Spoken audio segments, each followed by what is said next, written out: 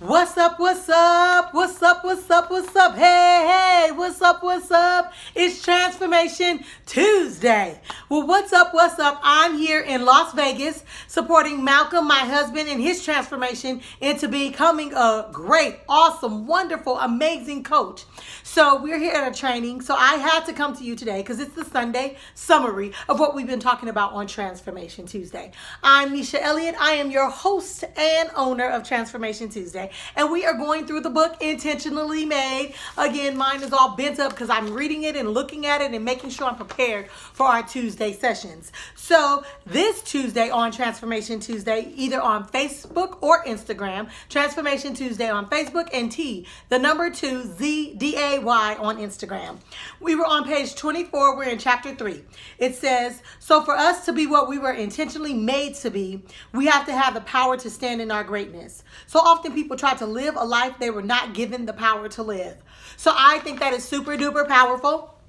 It is so powerful because these are the reasons why I think it's powerful. It's powerful because someone said if you put a fish in a tree, it wouldn't know its greatness. But as soon as you put it back in the ocean, it would see that its greatness is swimming. So sometimes we use our power to be something that we're not. And we find that we're struggling. Like, why am I struggling in this? Why am I struggling in this purpose? And it's because it may not be your purpose. It probably isn't your purpose. Because if you struggle and never get praised and never get rewarded, then most likely it's not your purpose. So your power that you have, the power that is put in your seed of greatness is for your purpose. So you will find you can endure longer. You can fight longer. You can work harder when you are in your purpose because it doesn't seem like work.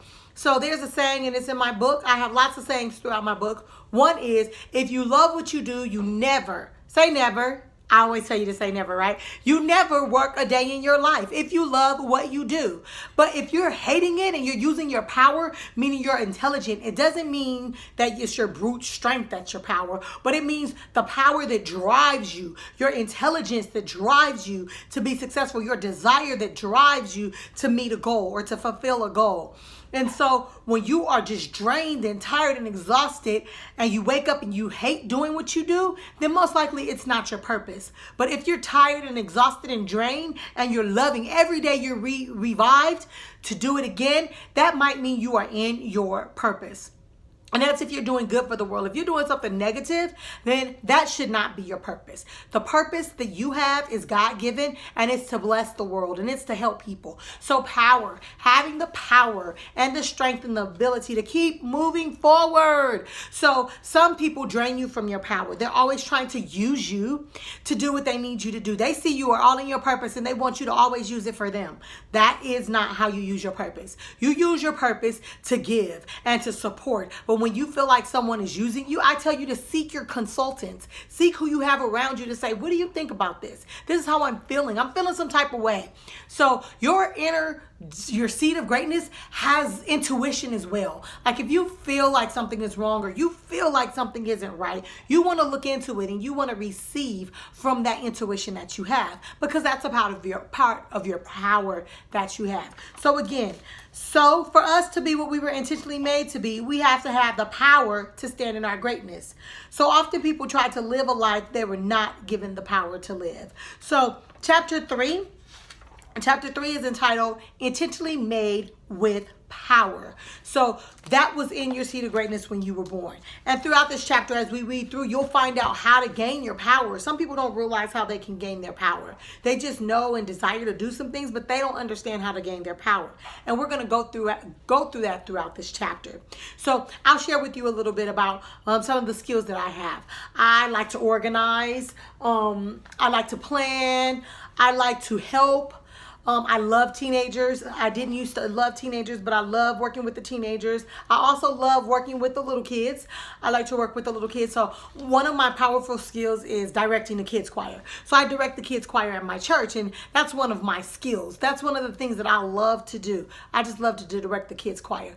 But just because I can direct doesn't mean that I need to direct everywhere. So my power to direct is specifically for the kids that I serve. So in my past, I used to direct the adult choir once in a while. I used to direct that, but that wasn't my passion. I wanted to do it, but it wasn't my passion, right? And it wasn't my purpose. Again, just because I know how to direct a choir doesn't mean that it applies everywhere. So me directing the children's choir, it invigorates me. I get all excited. I love being with those kids because they're inquisitive and they say what they want to say. You know what I'm saying? They'll tell you, Miss Nisha, that don't look cute on you. Not meaning to hurt my feelings, but they're just kind of being honest. They just want to be honest. And so that's why I love working with the kids choir. I also love working with the kids choir because I love to support them in their growth, teaching them respect and honor and how to love the church and how to love the Lord. So that's what I love to do. So when I directed the adult choir, I was just doing it because I was supporting in an effort. I was on a team. So the choir was a team. There was a space that needed to be filled. So I filled it. I direct. And so I helped my team meet that need. But it didn't mean I had to continue doing it. So when I quit the adult choir, I began to thrive more in the children's choir. I was more excited. I was more happy. I was less drained. I was there for my family. I wasn't going to choir rehearsal for myself all the time. I was there for kids choir. So again, back to your power. I have the power to direct the kids choir, the power to listen to the music, the power to stay on beat, the power to get the kids where I need to go when we're directing them, but that doesn't mean my power is used everywhere. And we were talking about using, right quick, using your power. If someone came to me and said, no, Nisha, you need to direct the adults choir and that's it and that's all, then that's when I have to set my limit, because then I'd be using my power for something that I wasn't born to be great in. I was not born to be a great adult choir director. That's just not who I was born to be. So I have to know that. And how do I know it? Because when I went to kids choir, my spirit thrived. I was excited. And when I went to adult choir, I was really excited to sing in the choir. But once I started directing, I was nervous. Doesn't mean nervousness takes you out of your purpose. It just was something I was. And so even though I was nervous, I did it. And then it wasn't something I was very fond of all the time. So again, I stepped away from the adult choir and began solely directing the kids choir, using my power where it was meant to be. So you have to identify where you use your power, knowledge, skills, ability, whatever you have. Is it being used for good? Are you using it for good? And if you are using it for good, are you dreading doing it? Because sometimes you can do good things, but you dread doing it. So the Bible tells you to be a cheerful giver, meaning whatever you do, even if it's finances, it's most of the time related to finances, but even though it's related to finances, that doesn't mean it's only for finances. Being a cheerful giver of your gift is also important. I should not be begrudging and frustrated and angry and tired all the time whenever I have to use my gift. That isn't my purpose then. My purpose is something that I love to do. And my purpose is something that I love to do that benefits others, that I'm not forced or frustrated to do all the time. Okay? So I have to be in my purpose so that my power can flourish. I can gain more power in what I'm doing. So everybody, again, has power for what they're purposed to do. And that power can be misused and you can be mistreated using that power. You have to learn how to draw the lines. The power of no is amazing. I learned the power of no some years and years back. Having the ability to say no, even when it's something that I do well. Even though it's a skill that I have to have the ability to say no, because you cannot always use your purpose. Always use your purpose. Always use your purpose for things that you are not purposed to do. So there's the two part. Your power is for your purpose that you are purposed to do. That power can be misused and misplaced and put in places where you're not supposed to be. That does not mean that you are on purpose. You have to be mindful of that.